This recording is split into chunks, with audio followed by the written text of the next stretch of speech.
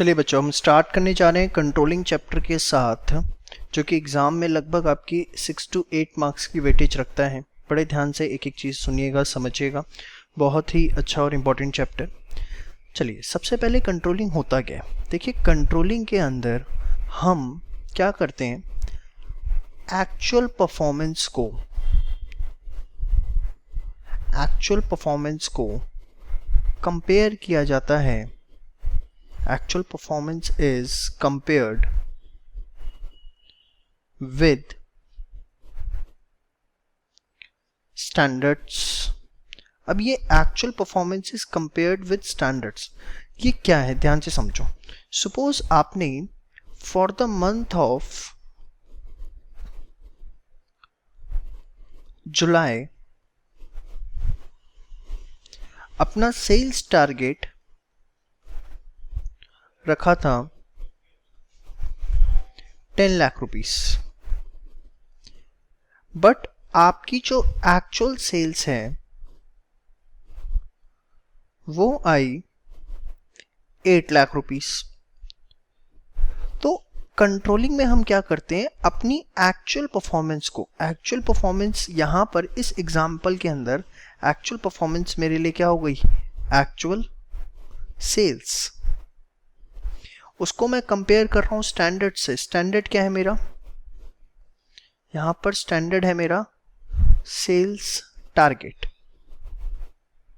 तो basically controlling में होता क्या है, actual performance is compared with the standards with the purpose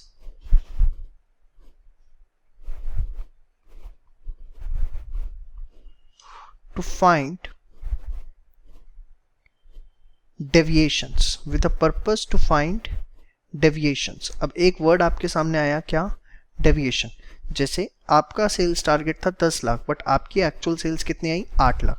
तो जो डेविएशन है, डेविएशन मतलब जो डिफरेंस है वो कितने का है, डेविएशन है आपकी यहाँ पर 2 लाख रुपए की। तो standards, actual performance is compared with standards with the purpose to find out deviations. Deviation क्या है, deviation is the difference between actual performance and set standards। ठीक है।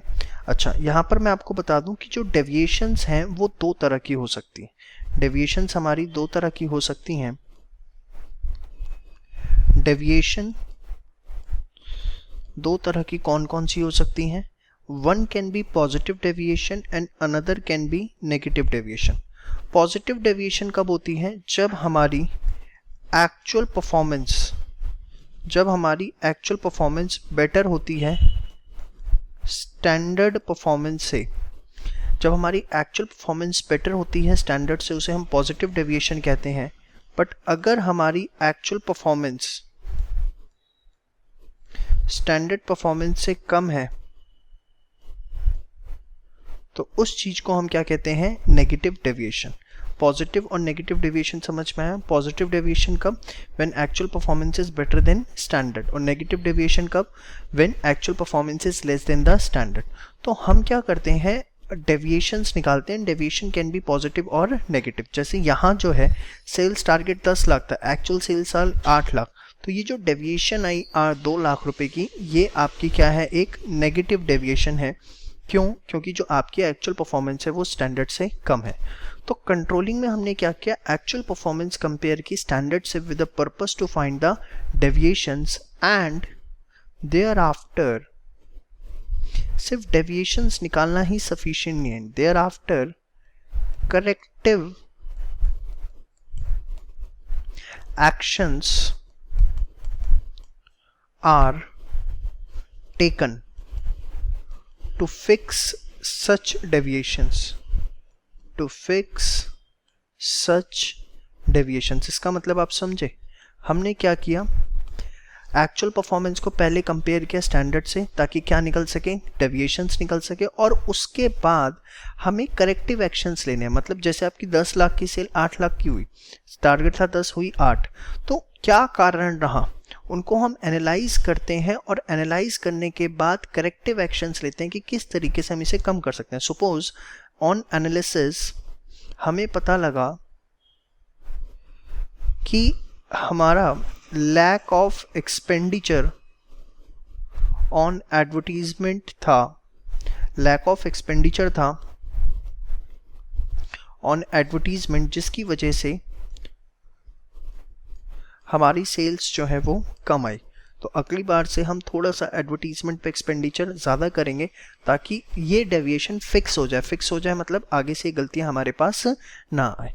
तो आपको समझ में आता है कंट्रोलिंग क्या है। Controlling is the process through which actual performance is compared with the standards with the purpose to find out the deviations and thereafter corrective actions are taken to fix such deviations. Now अब हम बात करते हैं process of controlling की। Process of controlling, अभी आपने मेरे साथ डेफिनेशन देखी कंट्रोलिंग की कि कंट्रोलिंग एग्जैक्टली है क्या। अब हम बात करते हैं प्रोसेस ऑफ कंट्रोलिंग। ध्यान से देखिए, कंट्रोलिंग के अंदर हम क्या करते हैं सर, हम एक्चुअल परफॉर्मेंस को कंपेयर करते हैं स्टैंडर्ड के साथ। तो एक बात बताओ, सबसे पहले कंट्रोलिंग प्रोसेस के लिए मुझे क्या चाहिए, स्टैंडर्ड्स। मतलब the very first step is setting standards. पहला स्टेप कंट्रोलिंग के अंदर क्या आता है हमारे पास, स्टैंडर्ड्स को सेट करना। अब देखिए स्टैंडर्ड्स जो होते हैं वो होते क्या है। स्टैंडर्ड्स क्या होते हैं, standards are the targets against which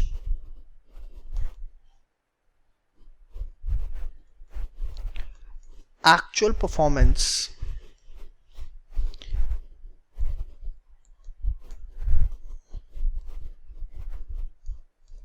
is compared।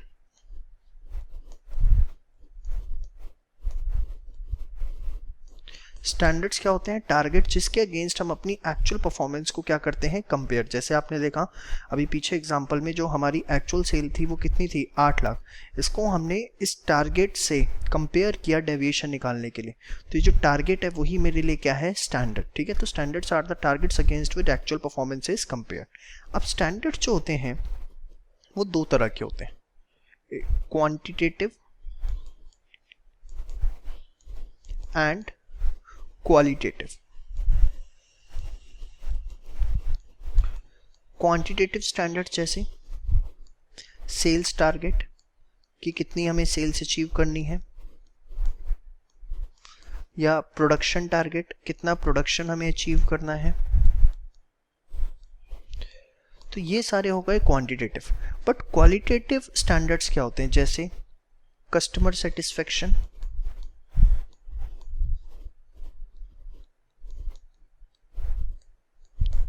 Employ satisfaction. अब कस्टमर सेटिस्फेक्शन, एम्प्लॉय सेटिस्फेक्शन कितनी है हमारी ऑर्गेनाइजेशन के अंदर, इसको मेजर करने के लिए कोई एक स्टैंडर्ड यूनिट नहीं है हमारे पास। जैसे सेल्स टारगेट है, वो तो हमने एक सेल्स टारगेट सेट कर लिया 10 लाख, अब एक्चुअल सेल कितनी आएगी प्लस माइनस चेक कर लिया। बट क्वालिटेटिव स्टैंडर्ड्स जैसे कस्टमर सेटिस्फेक्शन, एम्प्लॉय सेटिस्फेक्शन, ये कैसे चेक करें। तो इसके लिए भी हमने एक सिस्टम बना रखा है, जैसे रेटिंग सिस्टम होते हैं हमारे, आपने देखा होगा रेटिंग्स सिस्टम। अब सपोज हमने देखा कि जून के मंथ में हमने रेटिंग्स ली कस्टमर से आउट ऑफ 5 हमने अपने कस्टमर से रेटिंग्स ली। ठीक है, अब उसके अंदर सपोज हमारी जो रेटिंग्स है आउट ऑफ 5 वो क्रिएट हुई 3.8। क्या हुई, 3.8। तो मैंने क्या किया, इसको for the month of July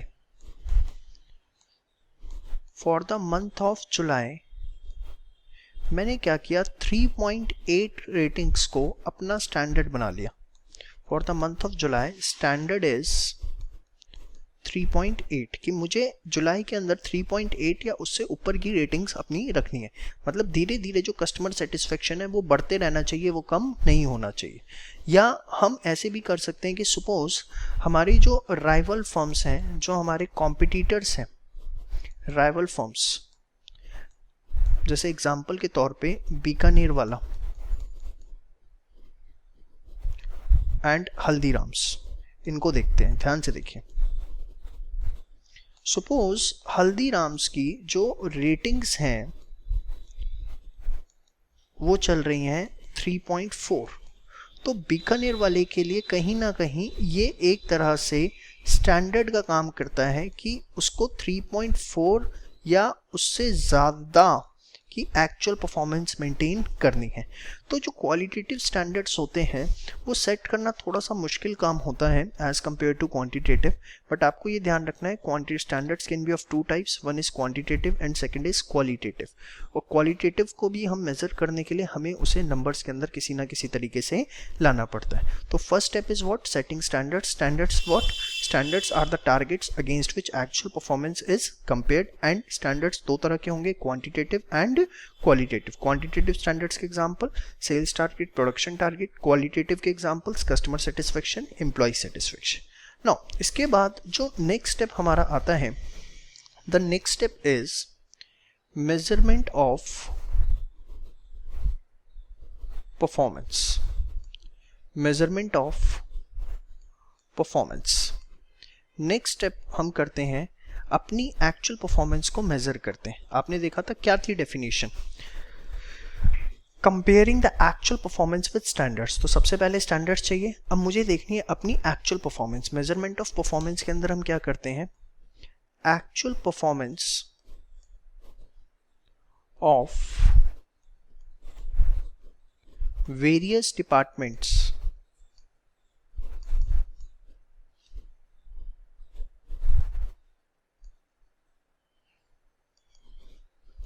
are measured, या कंप्यूटेड, कुछ भी लिख सकते हो।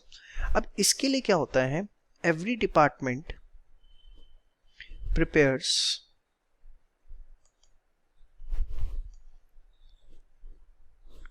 इस पर्पस के लिए हर डिपार्टमेंट अपनी एक परफॉर्मेंस रिपोर्ट तैयार करता है। क्या तैयार करता है, performance report. Every department prepares performance report.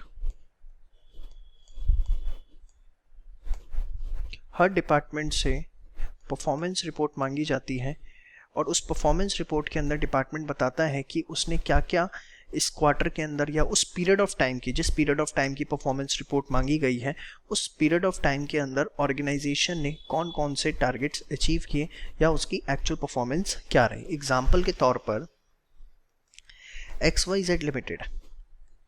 अब XYZ लिमिटेड के अंदर हमारे पास एक है सेल्स डिपार्टमेंट, एक है प्रोडक्शन डिपार्टमेंट, ठीक है।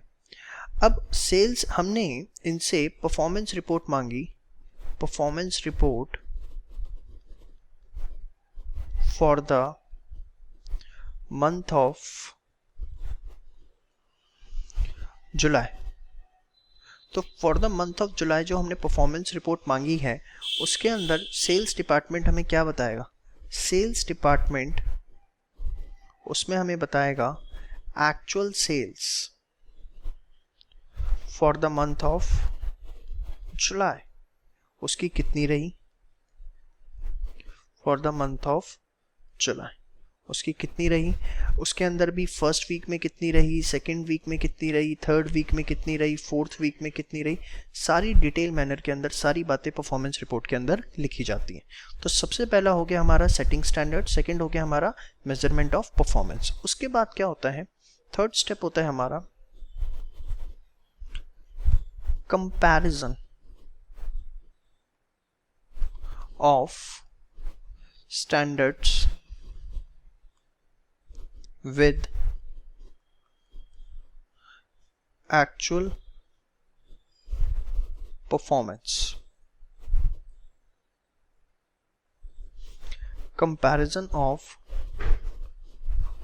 standards with actual performance मतलब जो आपने स्टैंडर्ड सेट किए हैं और सेकंड स्टेप के अंदर जो आपके पास एक्चुअल परफॉर्मेंस आई है, आप उन दोनों को आपस में कंपेयर करते हो और कंपेयर करके हमें क्या पता लगती है बेटा, deviations.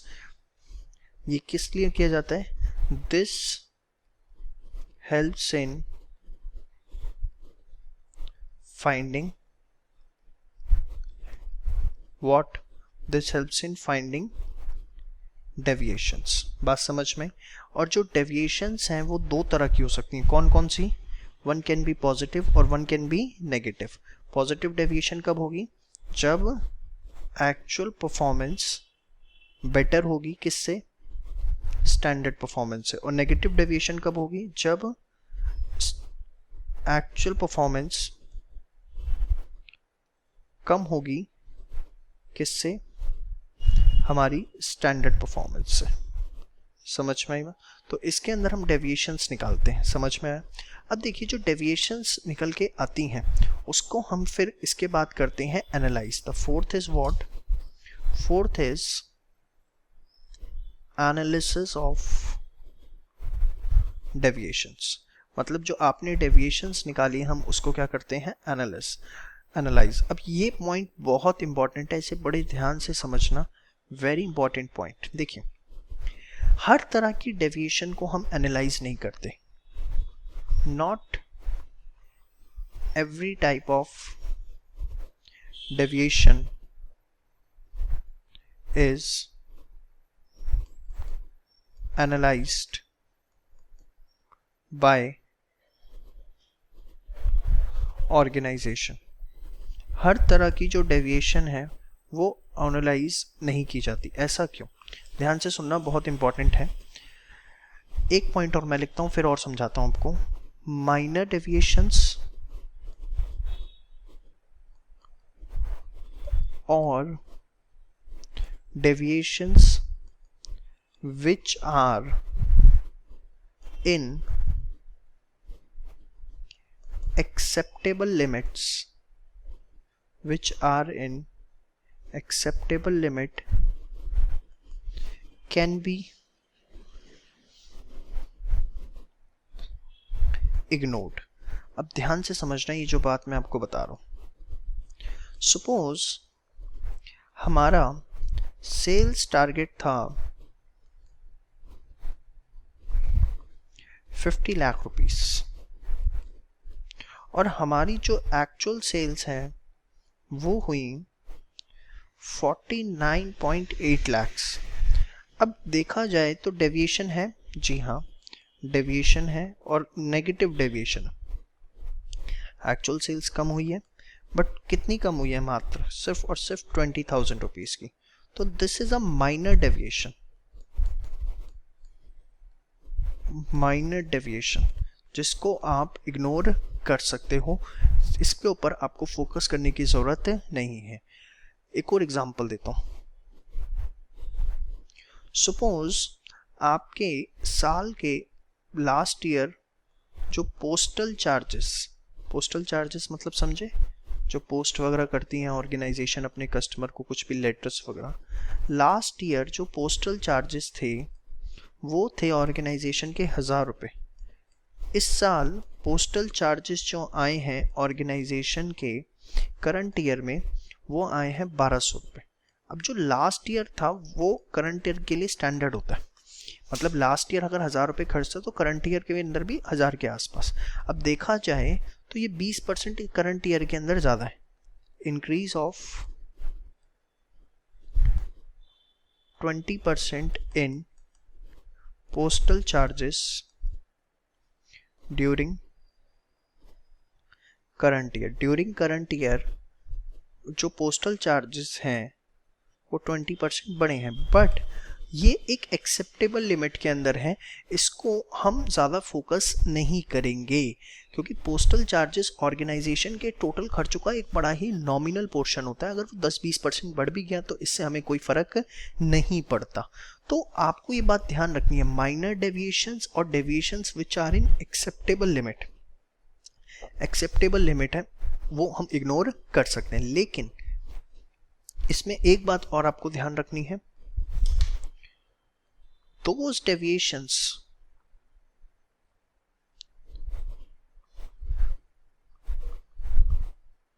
which are of critical nature should be immediately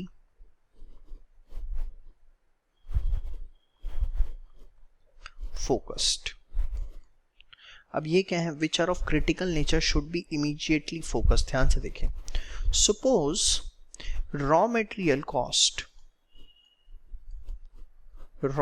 cost जो कि 100 पर यूनिट आती थी वो बढ़कर नाउ रॉ मटेरियल कॉस्ट जो है हमारी वो 115 रुपये पर यूनिट आ चुकी है। तो इंक्रीज इन प्रोडक्शन कॉस्ट, आप देख सकते हो कि जो मेरी प्रोडक्शन कॉस्ट है कहीं ना कहीं वो मेरी 15% से बढ़ रही है। ये एक क्रिटिकल नेचर की डेविएशन है जिसको मैनेजमेंट को इमीडिएटली फोकस करना चाहिए। देखिए मैंने लिखा those deviations which are of critical nature should be immediately focused, और in other words I will say management should focus on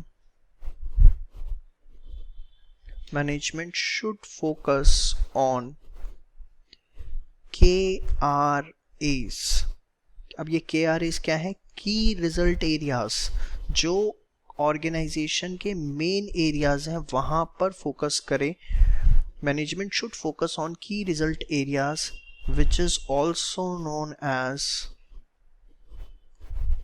critical point control, जिसको हम दूसरा नाम क्या देंगे, critical point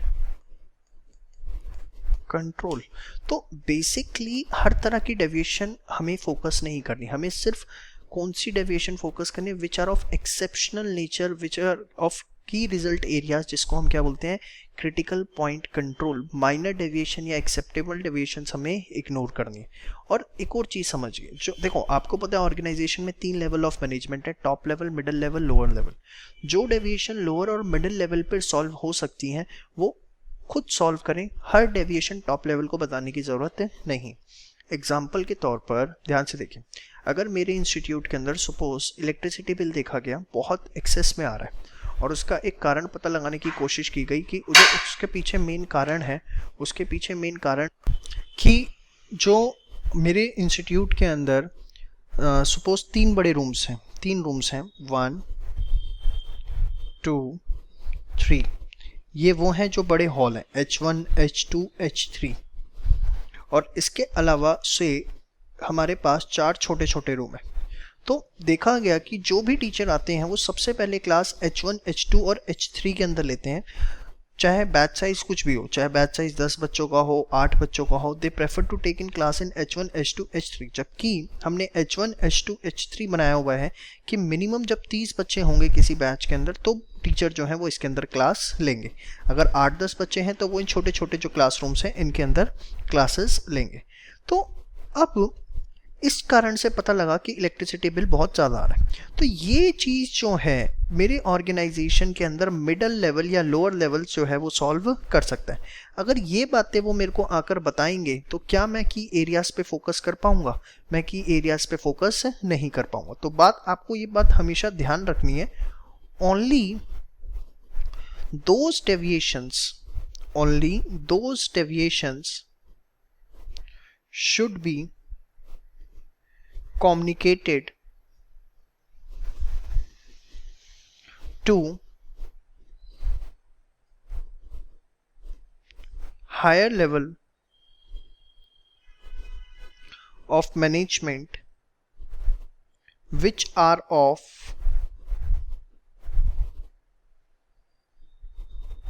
exceptional nature,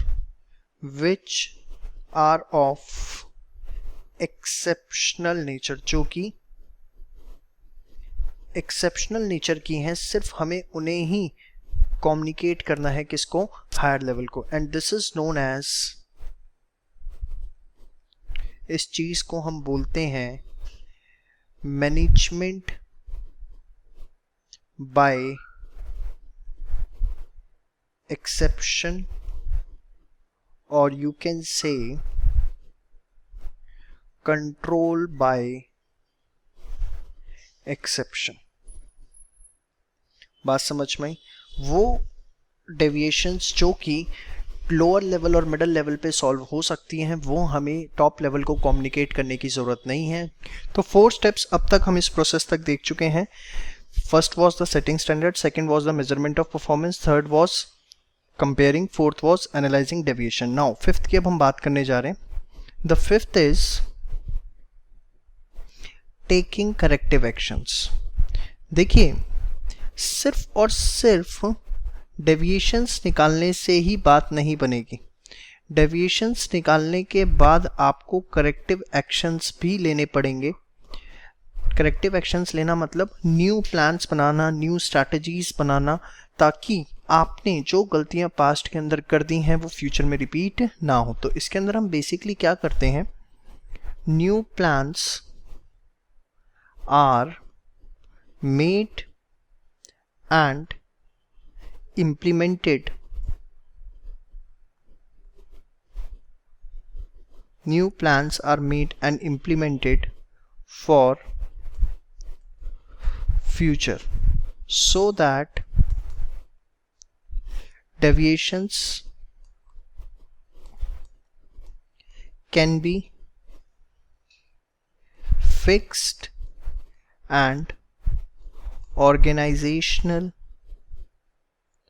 objectives can be achieved.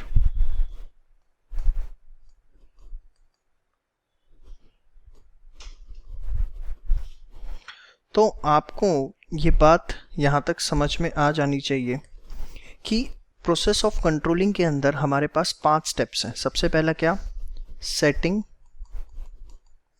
Standards. Very good. Second क्या है, measurement of actual performance. Third क्या है, कंपेयरिंग. किसको, फर्स्ट एंड सेकंड को, मतलब स्टैंडर्ड्स और मेजरमेंट ऑफ एक्चुअल परफॉर्मेंस को. Third, analysing deviation. और फिफ्थ क्या निकला हमारा, फिफ्थ निकला हमारा टेकिंग करेक्टिव एक्शन. समझ में आया. तो ये हमने देखा कंट्रोलिंग क्या होता है, उसका प्रोसेस क्या होता है. इसके बाद अब हम नेक्स्ट वीडियो के अंदर बात करेंगे प्लानिंग और कंट्रोलिंग के बीच में रिलेशनशिप की, कंट्रोलिंग के लिमिटेशंस की, उसके फीचर्स की, उसकी हम नेक्स्ट वीडियो में बात करेंगे. ये आप सारा का सारा नोट डाउन कर लें, अपने पास इसके प्रॉपर नोट्स बना कर रखें. दोस्तों के बीच में वीडियोस को ज़्यादा से ज़्यादा शेयर करें, दोस्तों को इन्फॉर्म करें इसके बारे में. और वीडियो पसंद आई तो चैनल को सब्सक्राइब करना और वीडियो को लाइक करना बिल्कुल भी मत भूलें. एक और बात यहाँ पर मैं आपको बता दूँ, कुछ बच्चों की क्वेरीज हैं कि सर बिजनेस स्टडीज़ की बुक, तो बिजनेस स्टडीज़ की बुक मेरी अभी अंडर द प्रिंटिंग प्रोसेस है. जैसे ही वो बुक अवेलेबल होती है I will let you know कि किस तरीके से वो आप तक पहुँचाई जा सकती है, क्या उसके चार्जेस होंगे, क्या उसका प्रोसेस होगा, that I will let you know. Hello friends, controlling का पार्ट 1 आप मेरे साथ ऑलरेडी देख चुके हैं, जिसके अंदर आपने मेरे साथ देखा था कि कंट्रोलिंग होता क्या है. It is the process in which the actual performance is compared with the set standards and thereafter deviations are find out, and after analyzing such deviations corrective actions are taken. फिर हमने देखा था process of controlling, जिसके अंदर हमने देखा था the first step is setting standards. The standards can B quantitative, qualitative. Second is measurement of actual performance. For this performance report is prepared. Thereafter the analyzing the deviations, thereafter comparing the actual performance with set standards, thereafter analyzing the deviation. For analyzing the deviation, only those deviations which are of exceptional nature will be communicated to the higher level, which is known as management by exception or control by exception, and we should focus on mean deviations only, which is also known as critical point control or key result areas. And thereafter हमने देखा था corrective actions. आज हम part 2 की बात करने जा रहे हैं. पार्ट 2 के अंदर हम इसके रेस्ट ऑफ द टॉपिक्स देखेंगे. इस वीडियो के बाद आपको ये वीडियो दोबारा देखने की ज़रूरत नहीं है. दोनों पार्ट आपको कभी भी रिवीजन करना हो तो मैंने इसी चैनल पर एक वीडियो ऑलरेडी अपलोड कर रखी है by the name of quick revision of controlling, जो कि टोटल 11 मिनट्स की है. तो आगे से आप सिर्फ उस वीडियो को देख के पूरा कंट्रोलिंग रिवाइज कर सकते हैं. ये तो आपने डिटेल में पूरी वीडियो देख ली, उसके बाद आपको क्विक रिवीजन देखना है, उससे आपकी रिवाइज हो जाएगी. उसका लिंक मैं इसी वीडियो के साथ शेयर भी कर दूंगा. चलिए स्टार्ट करते हैं कंट्रोलिंग पार्ट 2 के अंदर. और जो बच्चे सीधे इस वीडियो को देख रहे हैं प्लीज़ पार्ट 1 ज़रूर देखें, उसके बाद ही देखें। पार्ट 2 के अंदर मैं सबसे पहले बात करने जा रहा हूँ सबसे इंपॉर्टेंट टॉपिक की, जिसके ऊपर 101% क्वेश्चन आएगा, that is relationship between planning and controlling. Planning and controlling के बीच में क्या रिलेशनशिप है, ध्यान से देखिए। एक एक करके हम सारी बातें करने जा रहे हैं। सबसे पहला पॉइंट जो सबसे इंपॉर्टेंट है मैं उसकी बात कर रहा हूं। First point, both planning and controlling are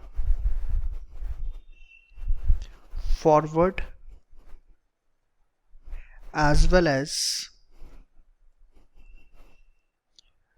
backward looking। अब ये पॉइंट सबसे ज़्यादा इंपॉर्टेंट है, बड़े ध्यान से देखो। मैंने लिखा both planning and controlling are forward as well as backward looking function. Forward का मतलब क्या होता है, आगे की तरफ देखना। सबसे पहले मैं बात करने जा रहा हूँ planning as forward looking.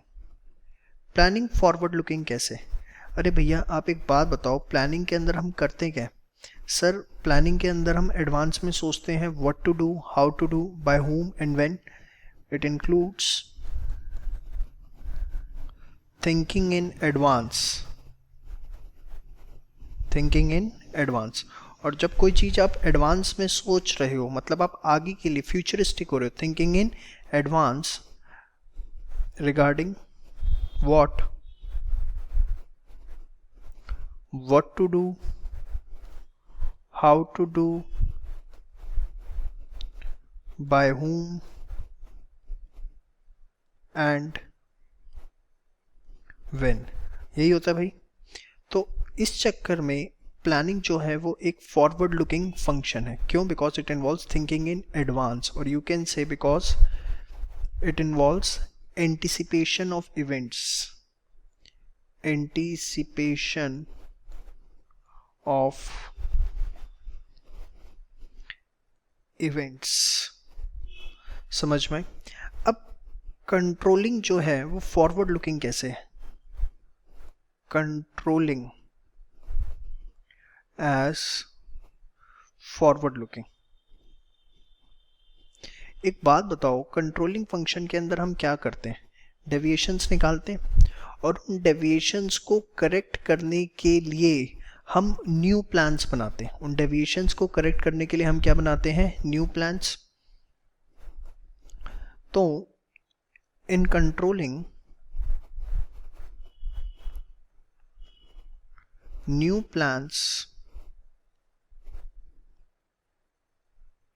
Are made and implemented to correct deviations in future। अब क्योंकि आप इसमें फ्यूचर को लेकर प्लानिंग कर रहे हो, कंट्रोलिंग में डेविएशंस निकालने के बाद आप उसे एनालाइज कर रहे हो, उसके बाद आप करेक्टिव नई स्ट्रैटेजीज बना के इम्प्लीमेंट कर रहे हो फॉर फ्यूचर, ताकि ये डेविएशन सुधर सके। तो इस चक्कर में कंट्रोलिंग जो है वो क्या बन जाता है?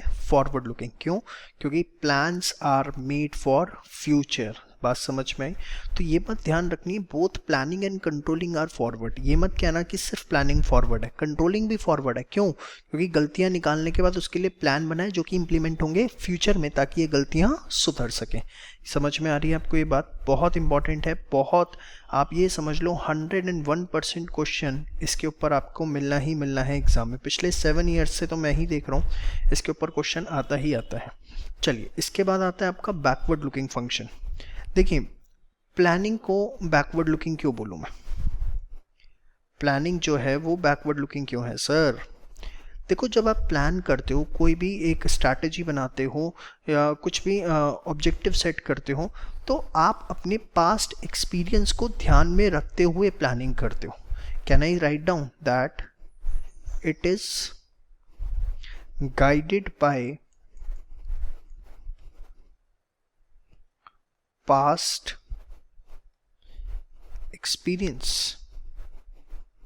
प्लानिंग जो है वो गाइड होती है हमारे पास्ट एक्सपीरियंस से, क्योंकि प्लानिंग हमारे पास्ट एक्सपीरियंस से गाइड होती है, तो दैट्स वाई पास्ट आ गया ना, इस वजह से हम कहते हैं कि प्लानिंग को बैकवर्ड लुकिंग भी है, क्योंकि when we are planning we are looking at back कि हमसे पास्ट में क्या गलतियां हुई थी या पास्ट में हमारे पास कौन से एक्सपीरियंसेस हुए थे। बात समझ में आई। और कंट्रोलिंग जो है वो बैकवर्ड लुकिंग क्यों है? भाई कंट्रोलिंग में करते क्या हो बताओ? जो एक्चुअल परफॉर्मेंस है उसे स्टैंडर्ड से कंपेयर करते हो। मतलब अगर देसी भाषा में बोलना चाहूँ तो can I write down it involves postmortem of activities done in past. जो आपने पास्ट में किया है उसको पूरा एनालाइज करते हो कि कहाँ गलतियाँ रह गई, क्या हो गया, कितना अच्छा रहा, कितना गलत रहा। तो that's why controlling is a backward looking function. ये तो आपको ये बात समझ में आती है that planning and controlling both are forward as well as backward looking function. Why planning is forward looking? Because it involves thinking in advance. Why controlling is forward looking? Because new plans are made for future to correct the deviations. Why planning is backward looking function? Because it is guided by the past experiences. And why controlling is backward? Because it involves post-mortem of activities done in the past. So very important relationship between planning and controlling.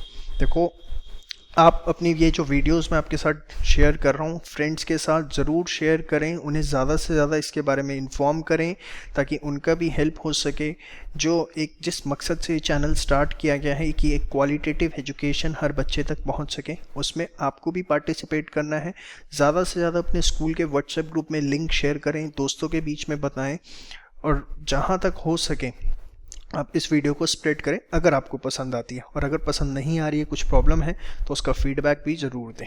चलिए आगे बात करते हैं next point पे। जो second point है planning and controlling का, both helps in achievement of organisational goals. दोनों ही ऑर्गेनाइजेशनल गोल्स को अचीव करने में हेल्प करते हैं। भाई इसके अंदर कुछ नया मेरे पास नहीं है बताने के लिए, ये आपको वैसे भी समझ में आना चाहिए। प्लानिंग जो है, प्लानिंग कैसे ऑर्गेनाइजेशनल गोल्स को अचीव करने में हेल्प करती है? Because it focus on achieving objectives of organization। और कंट्रोलिंग कैसे इंश्योर करता है? कंट्रोलिंग बताओ कैसे इंश्योर करता है? by ensuring that plans are implemented in right manner। किस तरीके से? by ensuring that plans are implemented in right manner, कि जो right manner में प्लान implement हो रहे हैं या नहीं हो रहे, वो हम किससे देखते हैं? कंट्रोलिंग से। तो आपको समझ में आ रही है बात रिलेशनशिप में? सबसे पहले फटाफट repeat, planning and controlling both are forward as well as backward. Planning forward क्यों है? Thinking in advance. Controlling forward क्यों है? Because new plans are made for future.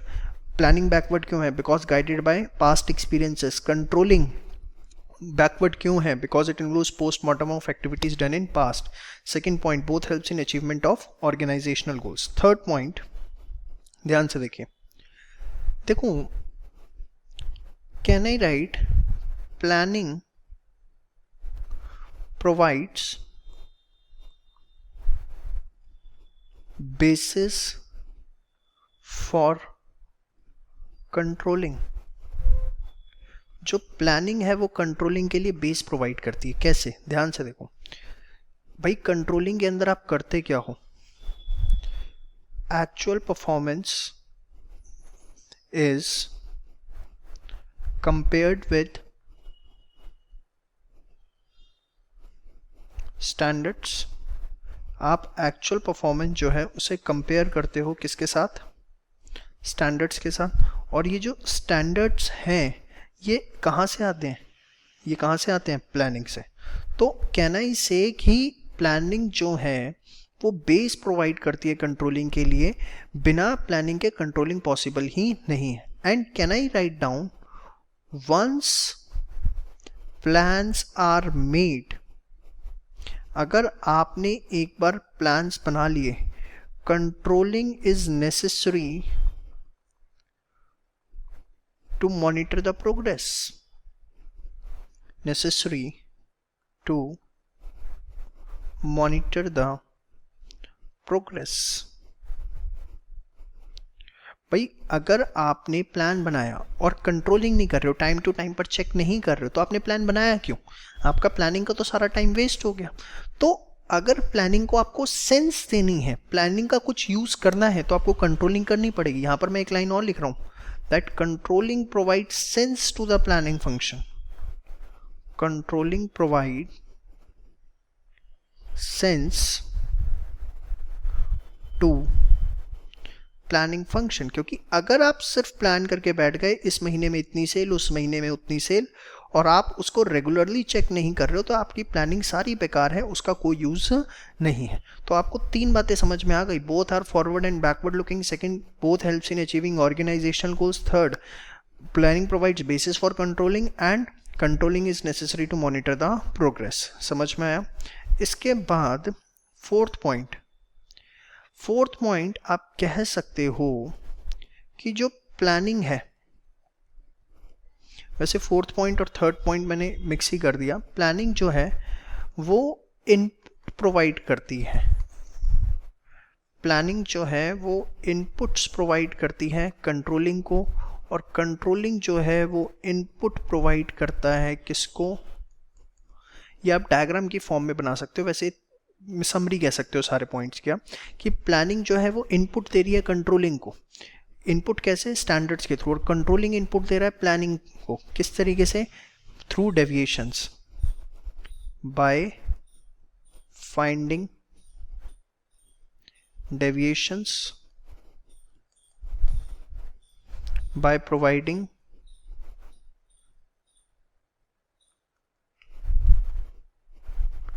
Standards. ठीक है, तो ये बात भी आपको ध्यान रखनी है। तो आपने देखा relationship between planning and controlling. मैं आपको बार बार कह रहा हूँ, ये दो वीडियोस देखने के बाद आप एक बार जो एक वीडियो है by the name of quick revision, इसी चैनल पर आप ढूंढ लेंगे उसे, लिंक मैं शेयर कर दूंगा डिस्क्रिप्शन में, क्विक रिवीजन ऑफ कंट्रोलिंग, उसको आप ज़रूर देखें। सिर्फ 11 मिनट की वीडियो है, उससे आप कंट्रोलिंग फटाफट रिकैप कर लेंगे। ये दो वीडियोस मिला के तो लगभग आपकी 1 आवर की हो जाएंगी, बट इससे आप सिर्फ 11 मिनट्स के अंदर पूरी वीडियो जो है पूरा कंट्रोलिंग चैप्टर रिवाइज कर पाएंगे। तो ये वीडियो देखना बिल्कुल ना भूलें। ठीक है जी, चलिए आगे बढ़ते हैं। सो अब हम बात करते हैं नेचर या फीचर्स ऑफ कंट्रोलिंग की।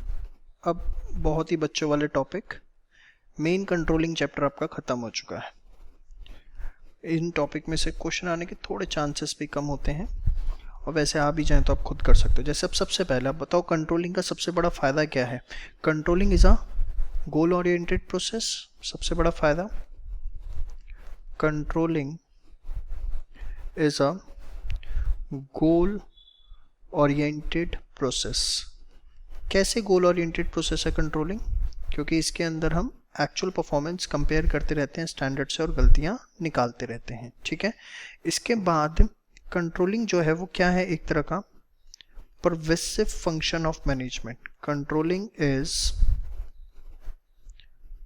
Pervasive function of management. Pervasive क्यों? क्योंकि कंट्रोलिंग जो है वो हर लेवल का मैनेजर कर रहा है, चाहे वो टॉप लेवल है, चाहे मिडिल लेवल है, चाहे वो लोअर लेवल है। थर्ड अगर मैं बात करूं, कंट्रोलिंग इज कॉन्टिन्यूअस प्रोसेस। क्यों? देखिए, कंट्रोलिंग करने के बाद आपको गलतियां पता लगती हैं, उसके लिए आप प्लान बनाते हैं, फिर प्लान्स बनाकर इम्प्लीमेंट करते हैं, फिर इम्प्लीमेंट करोगे, फिर गलतियां निकालोगे, फिर प्लानिंग करोगे, तो ये जो चेन है वो हमेशा चलती रहती है। फोर्थ अगर मैं बात करूं, controlling is both backward as well as forward looking, yes or no, as well as forward looking। और अगर मैं इसके बात करूं, controlling provides sense to planning function, ये भी बात मैं आपसे डिस्कस कर चुका हूं। तो इसके अंदर आप देखो कुछ भी ऐसा नया नहीं है, ये सारे पॉइंट्स आपको समझ में आते हैं, इसकी एक्सप्लेनेशन मैं आपके साथ डिस्कस कर चुका हूं, ठीक है। चलिए अब इसके बाद हमारा जो नेक्स्ट टॉपिक आता है that is importance of controlling. Importance of controlling.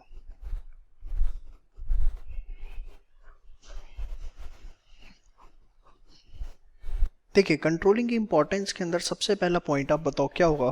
Fast, जी हाँ, एकदम बड़ा common point. Controlling helps in achieving organisational goals. और कैसे, इसमें वो पूरी डेफिनेशन लिख दो कि भाई एक्चुअल परफॉर्मेंस को मेज़र करके स्टैंडर्ड से कंपेयर करके गलतियां निकालते हैं, और गलतियां निकलती हैं तो ही एक फीडबैक मिलता है। नेक्स्ट पॉइंट बड़ा इंपॉर्टेंट है, ध्यान से देखिए, helps in judging accuracy of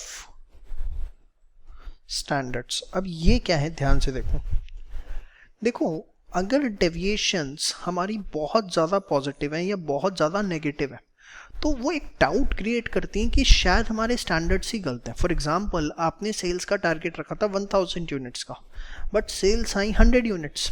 इसका मतलब आपने कहीं ना कहीं हाइपोथेटिकल स्टैंडर्ड सेट किए हुए थे, स्टैंडर्ड ही रॉन्ग है। या आपने 1000 यूनिट का सेल्स का टारगेट रखा था, सेल्स आई 10,000 यूनिट्स। इसका मतलब आपने जो स्टैंडर्ड सेट किया था वो बहुत लोअर साइड सेट किया था। तो कंट्रोलिंग जो है वो हेल्प करता है इन judging the accuracy of standards, कि जो हमारे स्टैंडर्ड सेट हो रहे हैं वो सही है या नहीं है। गुड।